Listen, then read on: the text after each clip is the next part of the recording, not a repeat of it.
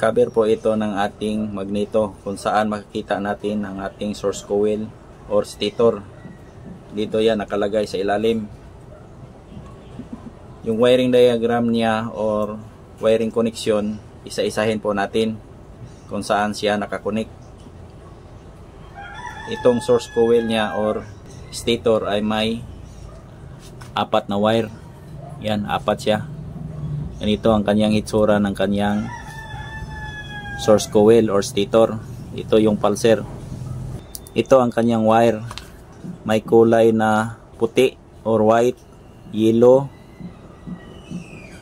blue na may stripe na white, at saka black na may stripe na red.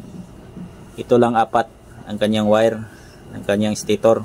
Itong dalawang wire, ito yung papuntang regulator or voltage regulator or rectifier. Itong dalawa, ito yung papuntang CDI. Itong white, ito yung papuntang charging coil ng ating regulator.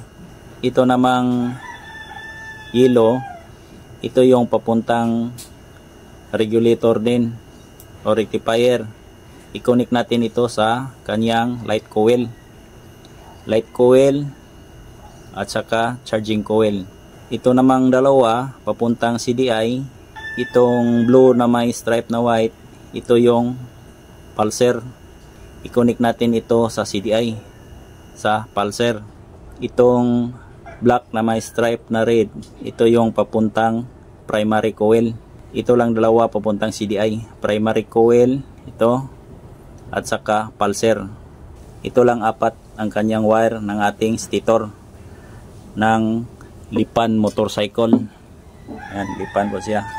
Dito yan siya ikabit.